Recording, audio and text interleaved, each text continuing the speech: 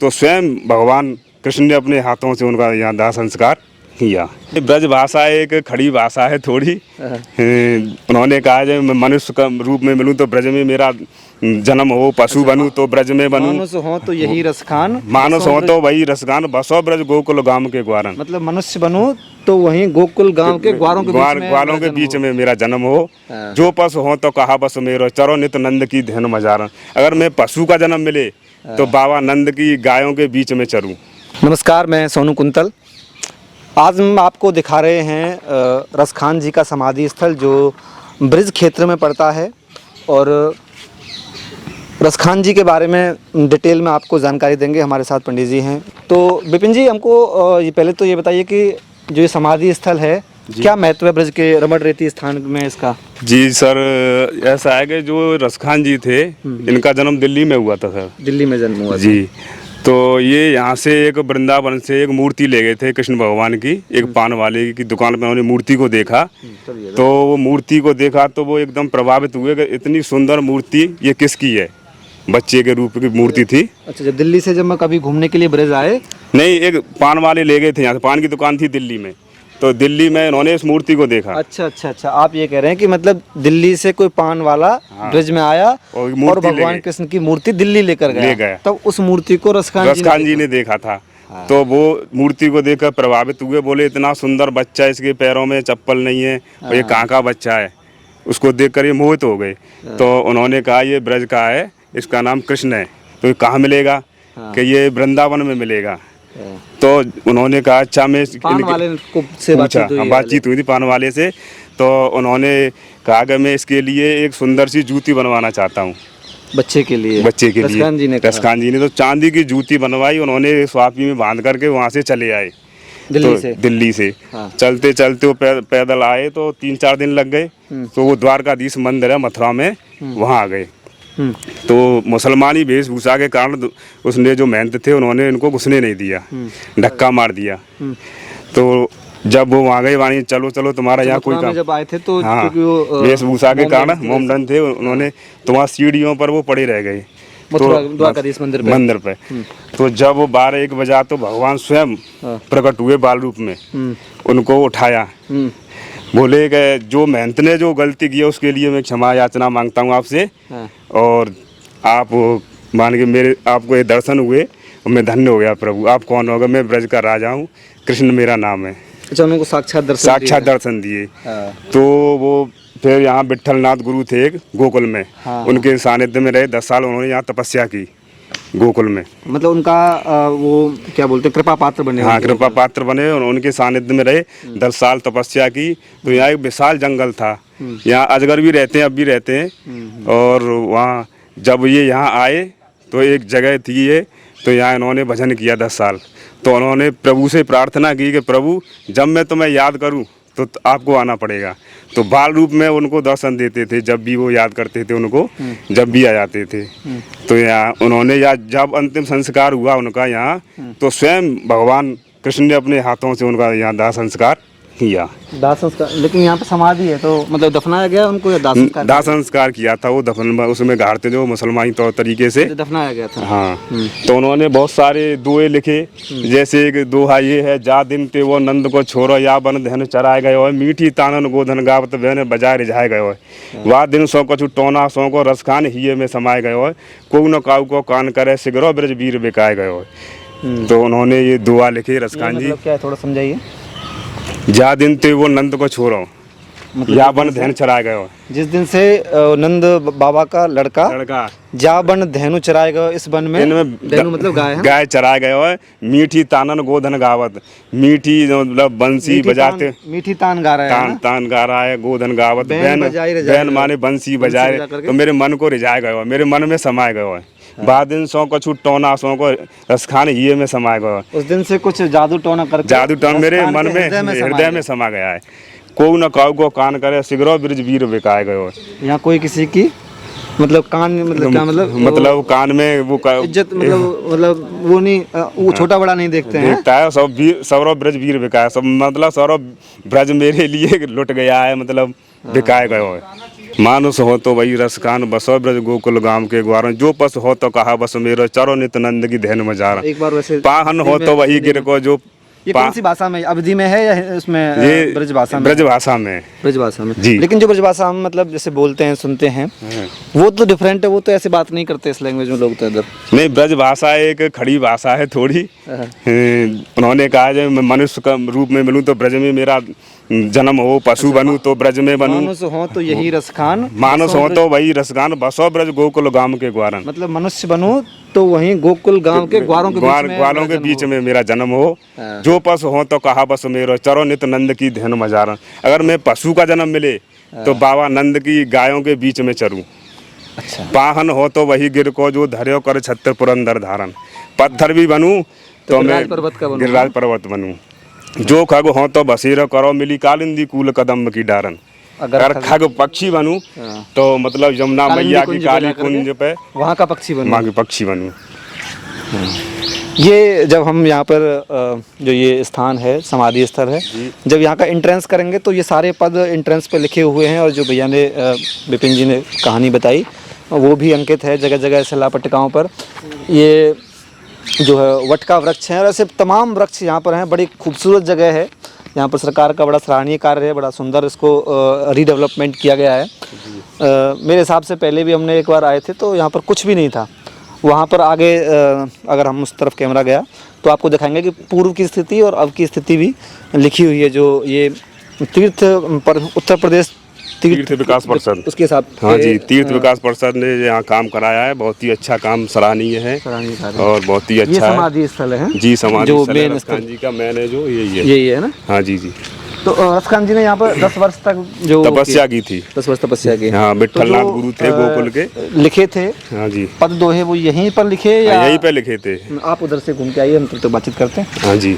ये और कोई दुआ सुनाइए रसखान जी का आपको याद आ रहा हो तो, और उसको साथ के साथ लोगों को उसको बिल्कुल एकदम प्लेन हिंदी भाषा में भी बताइए ताकि लोग उत्साहित हों और उनको जैसे हमने मतलब जैसे हम हिंदी जो काव्य हिंदी है 8वीं क्लास की 10वीं क्लास की, उसमें ये सारे दोहे पढ़ते हैं। तो उस समय पर जब हम पढ़ते हैं तो पढ़ते हैं एग्जाम पर्पज के लिए, लेकिन अगर कोई स्टूडेंट इधर आए तो उसको ये फील हो कि जो हमने पढ़ा था ये वही है, तो उनको उस हिंदी में बताइए ताकि लोग और पढ़ने के लिए उत्साहित हों उन दोहों को, रचनाओं को।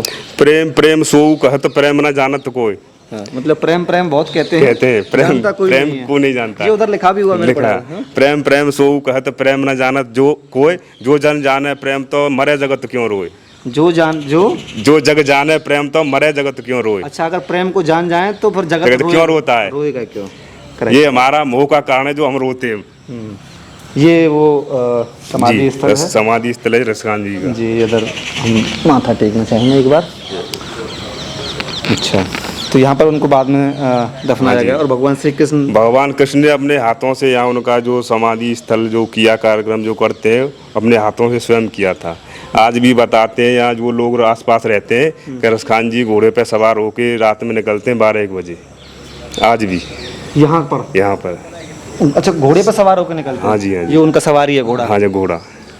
बहुत बढ़िया। तो यहाँ पर क्या फिर इसकी जैसे चारों तरफ बाउंड्री। अच्छा, एक यहाँ पर ताज बीबी नाम से भी एक समाधि स्थल है। ताज बीबी है, वो इनकी गुरु बहन है, ये रसखान जी की। रसखान जी की। आइए। जो अकबर जी की 3 पत्नियां थी उनमें से हैं, जोधाबाई और बादाबाई और ताज बीबी, उनमें से हैं। उन्होंने सब राजपाट त्याग करके कृष्ण भक्ति में लीन हो गई। वो अकबर की बीबी ताज बीबी थी जी, लेकिन 3 बीबी थी उनके। तो उन्होंने भी गोकुल में आकर के मथुरा में जब भजन कर रही थी, जो सखियां बैठी हुई थी, हरे कृष्ण हरे राम, तो मानी ये किसका भजन करती हो आप। तो वो बोले कि ये हमारे ब्रज का राजा है, उसका भजन करते हैं, हमारा भगवान है। कि तुम्हारा भगवान कहाँ है, ब्रजराज कहाँ है। हाँ, कि हमने तो अपने खुदा को कभी देखा नहीं है, मानी हमारा खुदा ऐसा है कि आप देख सकती हो, जिंदा है। कि किसके माध्यम से, के भजन के माध्यम से, जब चाहे देख सकती हो। तो उन्होंने कहा, जी ने कहा, जी विट्ठल नाथ गुरु जी ने कहा था, जो सखियां भजन कर रही थी उन्होंने जी से किसने मिलवाया, रसखान जी ने मिलवाया या अपने आप मिली? नहीं, अपने आप मिली थी। ये तो ये भजन कर रही थी, गोकुल में आई थी। वो बड़ी विख्यात थे और उनके कम से कम मानो 12-13 शिष्य थे उस समय पे। तो उन्होंने भी भगवान के दर्शन किए। तो जब ताज बीबी को जब सखियों ने बताया कि हमारा खुदा तो ऐसा है कि वो दर्शन देता है, हाँ। तो हम तुम्हारे खुदा को कैसे पाएंगे। तो उन्होंने कहा कि भजन करना पड़ेगा आपको, मन एकाग्रत करके, तो मन में भजन करना है। माला फेरत जग हुआ, हुआ न मन का फेर, और कर का मन का डाल दे, मन का फेर। मतलब हाथ में जो माला फेर रहे हो आप, उसको डाल दो, जो अंदर का मन है उसके चरणों में लगा दो प्रभु के में। सबको त्याग करके, मतलब पूरे संसार को, संसार झूठा है, इसको सबको त्याग करके उसके चरणों में लगा दो, तुम्हारे साक्षात दर्शन हो जाएंगे। मेन चीज पे फोकस करो। हाँ जी, हैं? मेन माला झोरी साइड में रख दो, सब रख दो। ये तो नाटक है, सब नाटक है। संसार में ये जो नाटक है, ये सब ये हम जो कर रहे हैं, जो नाटक कर रहे हैं, हमको मोह होता है एक, तो ये इसके लिए हम करते हैं। किसने लिखा था ये मतलब विट्ठलनाथ गुरुजी ने उनको बताया था, सखियों ने और विट्ठलनाथ गुरुजी ने। तो जब से वो संत हो गई, उन्होंने भगवान कृष्ण का भजन किया, तो उनको साक्षात दर्शन हुए। अच्छा, मान के ये खुदा, ये है खुदा हिंदुओं का। तो उन्होंने फिर दुए लिखे, ताज बीबी की, ताज बीबी ने अपने, वो भी यहाँ भजन किया, उनकी भी समाधि है आगे। एक बार इसको बताइए। कानन दे अंगुरी रहबो, जब मुरली धुन मंद बजे है, मोहनी तानन सौ रस खान, अटा चढ़े गोदन गए है तो गए है। ये वैसे बताइए। तेरे कहो सिगरो ब्रज लोग ने, काल को कितनो समझ है, मायरी बा मुख की मुस्कान, महारी न जय है न जय है, सम्हारी न जय है न जय है। क्या मतलब? कानन दे अंगुरी रहबो, जब मुरली धुन मंद बजे, कानन में जब मैं उंगली दे लेती हूँ, वो कह रही है ताज बीबी, तो जब भी मुरली की धुन मंद मंद आती है। अच्छा, मतलब मैं जब भी अपने कान बंद करूंगी तो मुझे तब भी मुरली की धुन आती है, मंद मंद आती है। मोहनी तानन सो रस खानी, अटा चढ़ गोदन तो गए है। मोहनी मतलब मधुर, सुंदर, तानन सो रस खान, अटा चढ़ गए गोदन गए है तो गए है। उन्होंने बहुत अच्छे ये जो लिखे हैं, सुंदर दोहे, और रसखान जी के हैं। और ताज बीबी फिर यहाँ भक्त हो गई, उन्होंने भी 10 साल तपस्या की यहाँ, ताज बीबी ने। और उनका आगे है समाधि स्थल, और उन्होंने भी अच्छे ये वो जो है, जो उन्होंने लगाया है उत्तर प्रदेश तीर्थ विकास परिषद ने। एक बार इसको जूम करके दिखाइए, पूर्व की स्थिति। और अच्छा, ये मेरे हिसाब से पूरे ब्रज में उन्होंने ऐसे लगाए हैं कि हमने पूर्व की स्थिति में क्या था, हमने इसको किस तरह से रिकन्वर्ट किया है। ये पूर्व की स्थिति थी पहले, ऐसे थोड़ा यहाँ कोई आता नहीं था, जंगल भयंकर था, अजगर भी थे, अब भी हैं अजगर, आज भी आपको देखने को मिलेंगे। और इसका वो हुआ, जीर्णोद्धार हुआ, अब बहुत ही सुंदर है। ये ब्रिज में बहुत सारे स्थलों को उत्तर प्रदेश तीर्थ विकास परिषद ने इसी प्रकार से, मतलब बेहतर, मतलब इसको कहते हैं बेहतरीन ढंग से रिडेवलपमेंट हुआ है ज़्यादातर स्थानों का। और उन्होंने बोर्ड भी लगाया है कि ये पहले की स्थिति है और ये अब की स्थिति है। तो अभी यहाँ पे योगी जी आए भी थे कुछ दिन पहले, 8 जून को आए थे यहाँ योगी जी, और उन्होंने यहाँ क्या फिर और नया क्या प्रोग्राम हुआ था। यहाँ एक रसखान जी की मूवी भी दिखाई जाती है। अच्छा, जो वो लिखा हुआ है चलचित्र केंद्र जो लिखा हुआ है। और अच्छा, ये क्या है? उत्तर प्रदेश तीर्थ विकास परिषद मथुरा द्वारा वित्त पोषित पर्यटन विभाग के अंतर्गत महावन स्थित रसखान समाधि के संरक्षण सौंदर्यीकरण के कार्य, लागत 246 लाख रुपए में, यानी कि कितना हो गया, 2.5 करोड़ हो गया है। ठीक बात। शेष गणेश महेश दिनेश सुरेशहु जानहि, सुरेशहु जाहि निरंपा गावे, जाहि अनाद अनंत अखंड अछेद अभेद सुवेद बतावे। नारद से सुख व्यास रहे पचहारे, तऊ पुन पार न पावे, ताहे अहिर की छोहरियाँ छचिया भर छाछ पे नाच नचावे।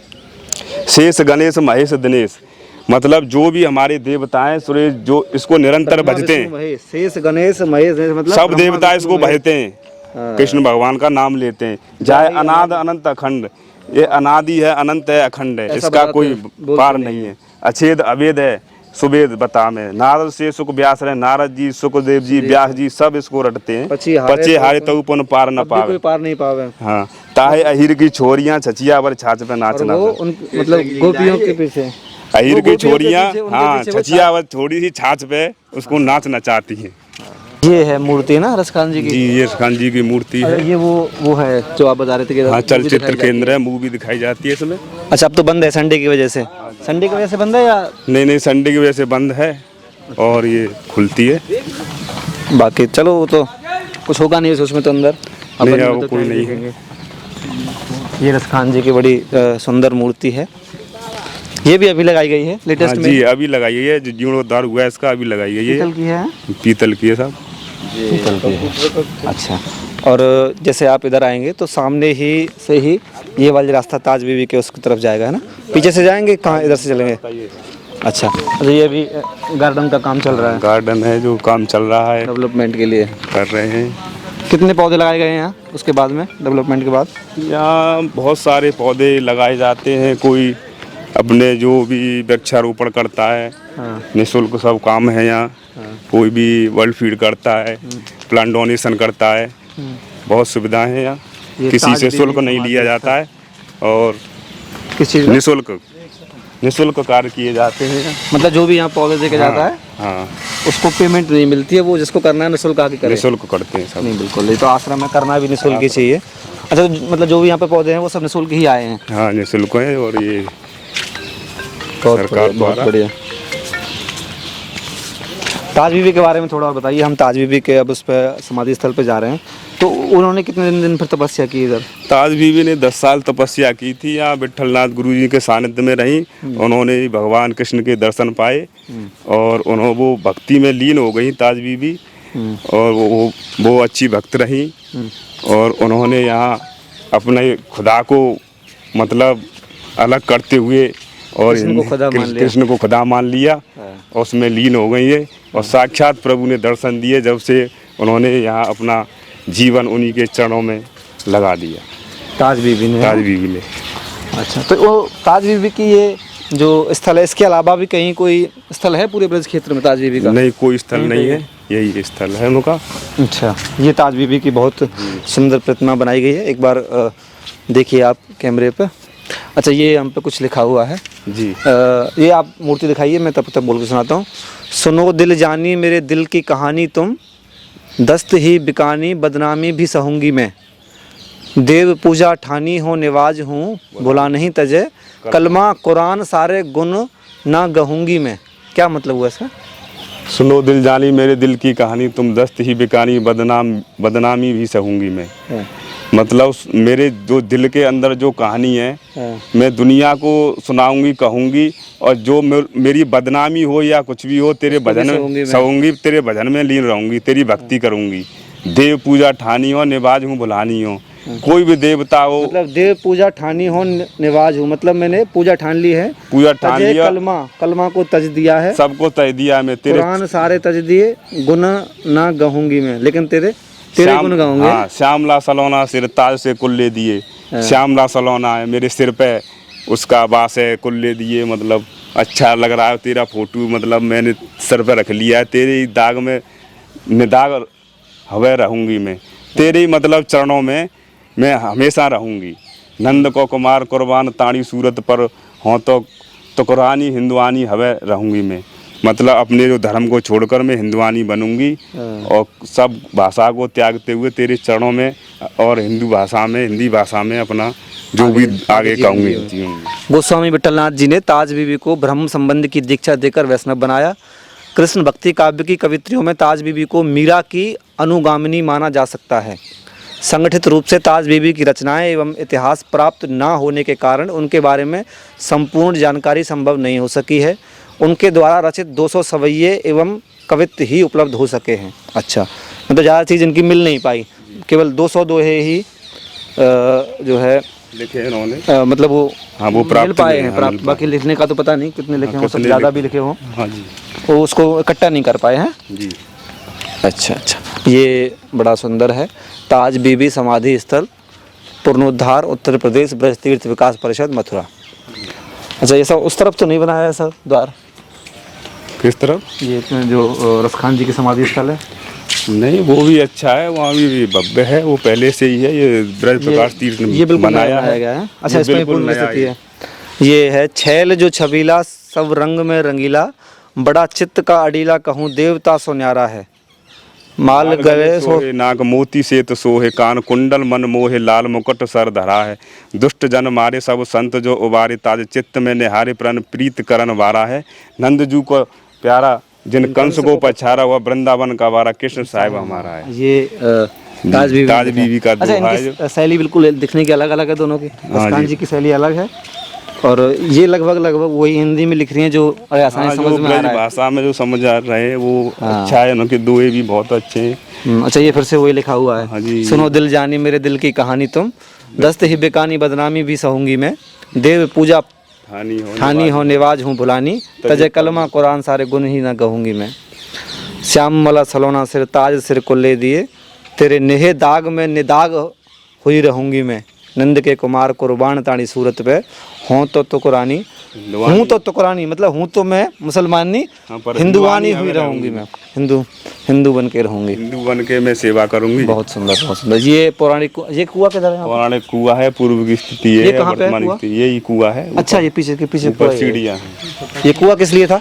ये पुराना कुआं है, यहाँ जो ये रही है पहले पानी ठंडा मीठा पानी था, कुएं थे पहले, अब तो जल नीचे चला गया है। तो यहीं से अपना जो तपस्या की तो पानी भोजन जो कुछ है यहीं रहते थे जंगलों में।